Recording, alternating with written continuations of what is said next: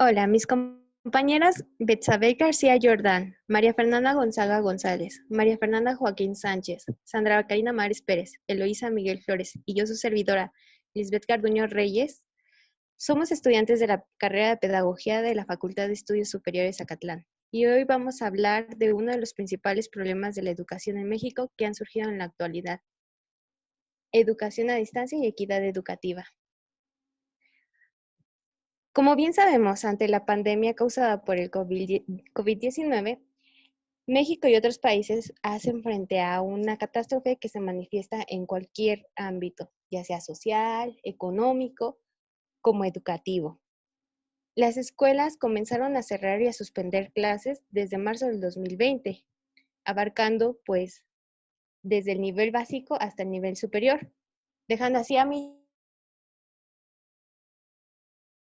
que les brindaba un ambiente de aprendizaje y de socialización.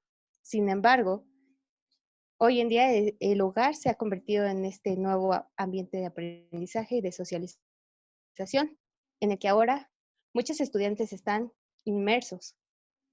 Mm, Ante este escenario emergente, pues la educación se traslada fuera de las aulas, a un mundo donde se hace uso de cualquier dispositivo digital, como es la computadora, el celular o la tableta, plataformas digitales como Zoom, Google Meet, Google Classroom, redes sociales como WhatsApp, Facebook, correo electrónico como Gmail, Hotmail, Yahoo y también la televisión. Ante esta contingencia, el Gobierno de México y la Secretaría de Educación Pública, la SEP, y a través de la Subsecretaría de Educación Básica, implementaron el programa Aprende en Casa o Escuela en Casa como una solución rápida y emergente ante la contingencia. Esto con la finalidad de tratar de beneficiar a todos los estudiantes de educación básica con acceso a Internet y con una cobertura televisiva en los canales más vistos de México en la televisión abierta. Porque según esto, el secretario de Educación Pública, Esteban Moctezuma, la educación no debe detenerse.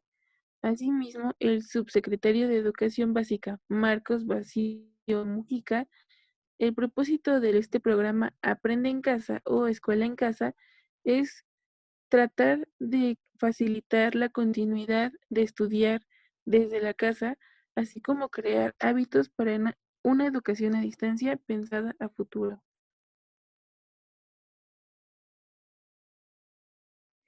Pronto la educación se traslada a un nuevo modelo educativo, en este caso es la educación a distancia. Este se caracteriza por los elementos fundamentales que se componen, que es el triángulo interactivo, como lo podemos ver en la pantalla. Está el alumno, el profesor y el contenido. Este último se presenta a través de material didáctico. En él se incluye toda la información y es como una guía para el alumno. En este tipo de educación se trabaja sobre el modelo de autoaprendizaje, es decir, el alumno debe desenvolverse de manera autónoma. Aquí el profesor se convierte en un guía o en un compañero auxiliar y los estudiantes deciden en qué momento y lugar estudiar. Este tipo de educación también es asincrónica, es decir, que profesor y alumno no coinciden en el tiempo y en el lugar. Por lo tanto, pues su comunicación es virtual, escrita o a través de medios tecnológicos. Para los alumnos, también la televisión, los medios digitales y el Internet sirven como recursos de apoyo para su educación. Por lo tanto, lo que se busca es que la mediación más bien de la tecnología es de suma importancia, puesto que hace posible la comunicación.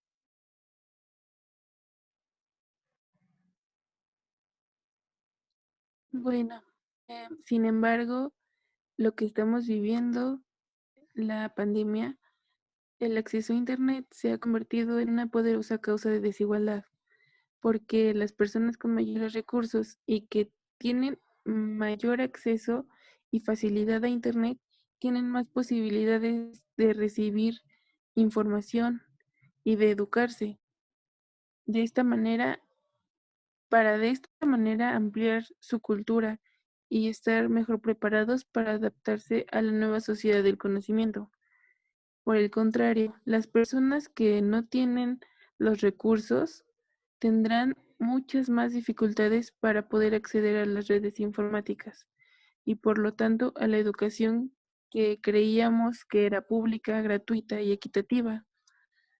Esta situación está ocurriendo en, en un gran porcentaje de la población en distintos niveles educativos en estos momentos, viéndose desplazados y marginados en la sociedad mundial, convirtiéndose la tecnología como una nueva barrera que realza, que se, que se realza que, entre los que más tienen y los que menos tienen, y que aleja a los unos de los otros.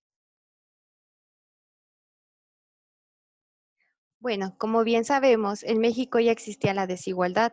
Sin embargo, con la pandemia se exacerbó más. Como se ha mencionado, pues la escuela tradicional que se impartía en las aulas se traslada a un sistema donde si no tienes todos los recursos necesarios, no hay una manera de acceder virtualmente a tus clases, causando frustración y desesperación tanto a estudiantes como padres de familia y profesores. Ante esto, Axel Didrikson, 2020, menciona que el cierre temporal de escuelas ocurrió cuando casi todo el mundo ya lo había implementado, con la pésima iniciativa de poner todo lo peor del sistema rígido y tradicional de las clases presenciales en línea o en televisión, sin reflexionar sobre lo que tanto se ha mencionado en las investigaciones educativas respecto a las limitaciones de reproducir el esquema formal en uno masivo informal. Como podemos ver, pues no hubo como tal una reflexión de la falta de recursos tecnológicos que muchos estudiantes tienen. Todo esto se llevó a cabo sin hacer una investigación previa.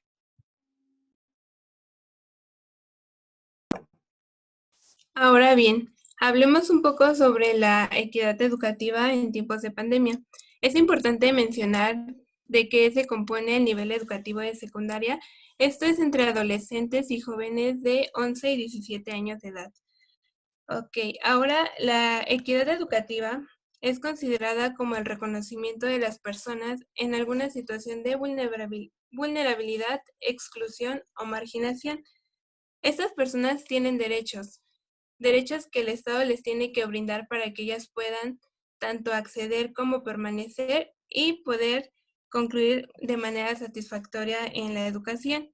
Es importante mencionar que en los tiempos de pandemia no todos cuentan con la misma forma de acceder y con el mismo acceso a la educación, ya que aquí es importante los recursos tecnológicos, los recursos económicos y recursos básicos como son la luz.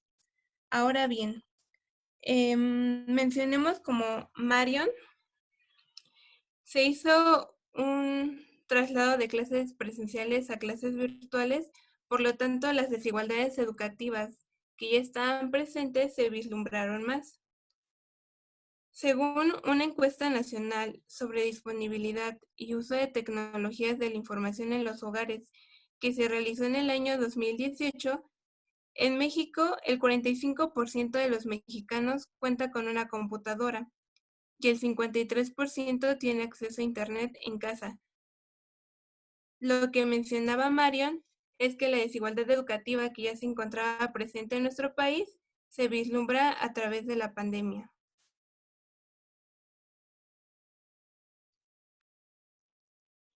Pero ¿cómo es que viven su educación a distancia los estudiantes del nivel secundaria?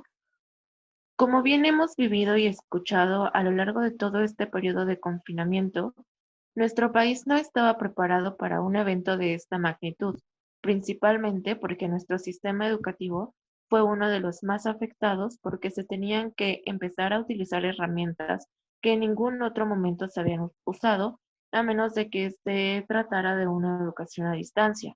Claramente, la urgencia por brindar una educación hasta casa para cada uno de los estudiantes del país fue tanta que se optó por crear un programa que, según abarcaría a cada uno de los sectores de la población, lo cual, incluso después de 8 meses de encierro, la efectividad de dicho programa no ha sido la mejor, puesto que a pesar de no vivir en una zona rural y en donde los problemas de conexión no existían, comenzaron a denotarse y esto a consecuencia de todas aquellas personas que tienen que usar la red y podemos hablar tanto de trabajadores como de estudiantes. En consecuencia a este suceso, los problemas de conexión y acceso a las plataformas incrementaron enormemente, ya que no todos podían acceder al mismo tiempo o de la misma manera, debido a que todas las personas que estaban conectadas pues saturaban la red. Como podemos observar en las gráficas, podemos notar que la mayoría de los estudiantes cuentan con un dispositivo, ya sea un celular, una computadora o una tableta, con la cual pueden tener acceso a sus clases. Incluso cuentan con un acceso a Internet debido a que este se ha vuelto una necesidad. Sin embargo, se observa también que entre más personas en edad escolar sean en una familia, más difícil es tener acceso a las clases en línea debido a que se necesitan mucho más recursos tecnológicos con los que cada estudiante puede asistir a sus clases en tiempo y forma, ya sea por televisión o por internet, y que en caso de ser necesario compartir con otros integrantes de la familia, esto no les impida estar presentes en cada una de sus clases virtuales, dado que los horarios que tiene cada estudiante se pueden llegar a empalmar con las demás personas, lo que puede provocar un atraso en su aprendizaje. Asimismo, es evidente la importancia de tener un espacio en el cual se pueda realizar una de las actividades sin interrupciones y con la mayor concentración posible, además de que es de vital importancia mencionar que la conectividad ha fallado independientemente de la zona en la que se vive. Un punto de coincidencia de las entrevistas es que en las escuelas no les han brindado el apoyo en cuanto a algún recurso tecnológico, lo que confirma las carencias de nuestro sistema educativo. Por el contrario, tienen acceso al programa de Aprende en Casa, el cual dicen ser útil, pero esta utilidad no ha sido la suficiente, ya que no se resuelven sus dudas como en las clases presenciales, ya que cada transmisión puede variar en cuanto a contenidos transmitidos y en cuanto a los profesores. Para los adolescentes de secundaria, una de las alternativas que ven más viable es que su institución pueda apoyarlos otorgándoles mayor ayuda en cuanto a que sus docentes les puedan explicar aún mejor lo que no entienden y asimismo poder obtener clases mucho más efectivas e incluso si se llegara a ser necesario, clases extras en donde se explique lo que no se ha comprendido durante la clase normal. Aunado a lo anterior, la aplicación que más se utiliza en los alumnos a nivel secundaria es WhatsApp como medio para poder comunicarse con sus profesores. Seguido de esto está el correo electrónico en el cual envían todos sus trabajos y lo impresionante aquí es el poco uso que se tiene de las plataformas digitales como Meet y Zoom, lo cual nos acerca a lo que demanda el educando, un apoyo en cuanto a las dudas que surgen cuando se realiza alguna actividad. Este resultado puede explicarse porque son recursos más conocidos entre los maestros y las familias, además de que se conoce que esta aplicación no requiere de un uso tan intensivo de datos como las demás aplicaciones. Esto porque para muchas familias el pago del servicio de datos representa una proporción muy significativa del presupuesto del hogar y, por ejemplo, como con la plataforma de Zoom, esta tiene un límite de tiempo ya que se tiene que pagar el servicio.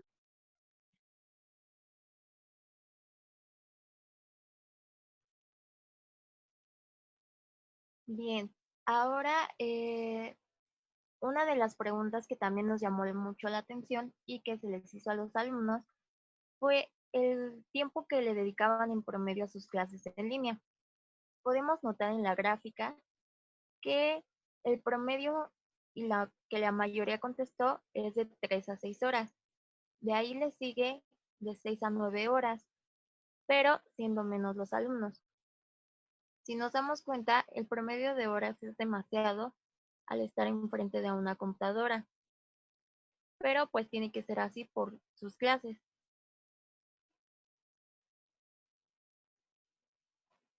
También pudimos notar que se conectaban todos los días, aunque a veces había ocasiones en que no tenían como la misma posibilidad de conectarse, ya que compartían estos medios que tienen en sus casas con otras personas que viven en sus hogares. También pudimos notar que se tenía un interés por continuar estudiando y que en otros casos llegamos a ver la desmotivación de algunos de los alumnos por tomar las clases en línea, ya que no les gustaban. Si lo queremos ver de alguna manera, algunas desventajas es que se les exige a los alumnos tener una autodisciplina y una constancia, ya que el estudiar de esta manera es una actividad muy solitaria. No socializan con los compañeros ni con los profesores, más allá de la comunicación por las redes sociales, como ya lo mencionó mi compañera. Además que requieren pues muy buena tecnología y no todos cuentan con la misma tecnología y las mismas posibilidades. También en muchas ocasiones pudimos notar la interacción con los profesores, ya que desean ser fríos y distantes, ya que no están como en un aula y pues solo los podían ver a través de una pantalla por medio de su celular. También mencionaron sobre la carga de información que tenían y esto se daba que los profesores hacían una sobrecarga de información y no les daba tiempo de leerlo todo. Si bien continuamos, les daré datos estadísticos sobre la educación en México. Estos son algunos. En el paso de educación secundaria a la media superior, podemos notar que se pierden cerca de 2 millones de alumnos matriculados en escuelas públicas. Esto se da por los diferentes problemas que se llegan a encontrar, ya sea por temas de economía, por temas de que no se quedan en los exámenes, entre muchos otros. Podemos notar también que el 25% de las plantillas docentes en primaria y secundaria están incompletas, ya que no se les da también a los docentes la misma oportunidad y la misma distribución eh, en cada aula. También se nos menciona que hay un promedio de 34 alumnos por cada profesora en la educación secundaria, mientras que la media ideal para los países de la OCDE es de 13 alumnos por cada docente, ya que esto sería ideal para que el docente le dé la atención necesaria a cada alumno, lo cual esto pues en México no pasa. También la tasa neta de la escolarización pasa de un 98.4% en primaria y se reduce a 62% en preparatoria, y ya como lo hemos mencionado, por diferentes causas.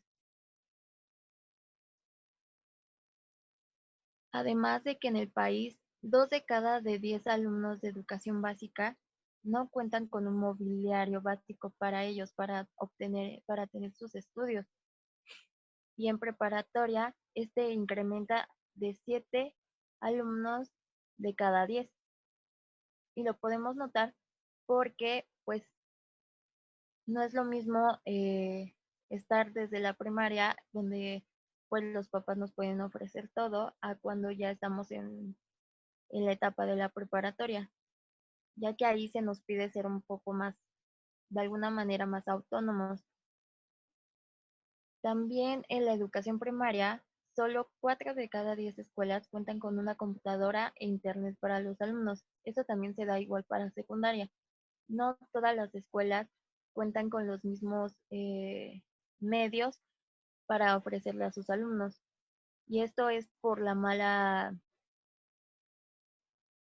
se podrá decir que por la mala forma o el mal manejo que se le da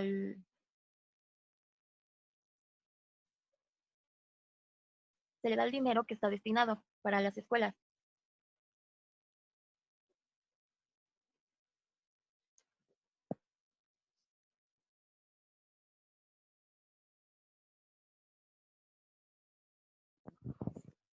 Para finalizar, nuestras conclusiones finales fueron que la experiencia de la educación a distancia marcará el futuro de esta generación de niños, niñas, jóvenes y adolescentes, Pero esta nueva modalidad educativa servirá también para mejorar el currículum educativo. Por un lado, una historia y una forma de aprender la tendrán quienes cuentan con tabletas y acceso a computadoras, y por otra parte, la tendrán quienes solo pueden acceder a la televisión y desde ahí seguir con el contenido del programa Aprende en Casa de la SEP, el cual, a pesar de ser un programa educativo a nivel nacional que está sustituyendo gran parte de las clases presenciales, no alcanza a cubrir la necesidad de cada una de las regiones del país, esto provocando el rezago educativo comience a potenciarse entre los estudiantes. Con todo esto, podemos decir que la educación a distancia no ha sido la mejor opción en nuestro país debido al problema sobre la falta de los recursos que la mayoría de la población presenta para este proceso, así como la continuidad educativa. Por otra parte, en cuanto a la educación, consideramos que la educación que necesitamos construir actualmente frente a estas problemáticas, como lo es ahora la pandemia, debe ser basada en competencias que deben generar los mismos estudiantes. Sin embargo, los retos a los que nos enfrentamos van aumentando continuamente, por lo que como sociedad debemos adaptarnos constantemente a estos cambios para que generaciones futuras no se vean afectadas en su educación. Al indagar más allá sobre este tema, nos quedan interrogantes como la siguiente. ¿Qué ocurre con los estudiantes inmaduros, desorientados, sin motivación para la educación obligatoria, que además no tienen las mismas oportunidades? Preguntas como estas nos dejan con incertidumbre e intriga del qué hacer como sociedad para ayudar con este tipo de situaciones. Algo que se vuelve complejo, pero si trabajamos como sociedad en conjunto, podemos encontrar estrategias educativas que se adecúen a un mayor porcentaje de la población. Esto sería todo de nuestra parte. Esperamos que haya sido de su agrado la información proporcionada. Y si quedan dudas o comentarios con respecto al tema, esperamos nos lo proporcionen en los comentarios para poder responderlas. Muchas gracias.